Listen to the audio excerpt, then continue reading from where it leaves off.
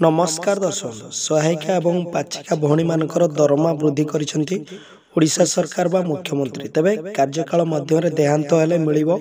1 लाख टंका जहाँकि वर्तमान बड़ घोषणा करिसेंती बा केते कोन दरमा वृद्धि हेछि सहायिका भौणी एवं मध्याह्न भोजन रोषे करथुवा पाचिका भौणी मानकर आसंतु संपूर्ण अपडेट्स जानिमा ए वीडियो रे तेणु ओडिशार दर्शक बाबा माँ मौसी भौणी आने वीडियो देखुले वीडियो को लाइक कमेंट शेयर करंतु एवं प्रथम करी चैनल को विजिट करथुले चैनल को निश्चित सब्सक्राइब करनियंतु जहाँ फल आपण मैंने एमती ओडिशार टिकनिक खबर सर्वप्रथम यही चैनल देखा जाना पाइबे तेबे देखा गले मुख्यमंत्री विद्यालय मध्याह्न भोजन पाचिका सहायिका भौणी मानकर बा कर्मचारी मानकर पारिश्रमिक राशि वृद्धि करिसेंती तेबे पाचिका एवं सहायिका मानकर पारिश्रमिक 1400 टंका थिला वर्तमान 2000 टंका को वृद्धि करिसेंती ओडिशा सरकार तेबे यह द्वारा राज्यर मोट हाराहारी 50 रु 55 हजार पाचिका एवं सहायिका कर्मचारी माने वर्तमान उपकृत होगा जाउछन्ते जहाँकि वर्तमान रो बड़ अपडेट्स बड़ खबर एथिपई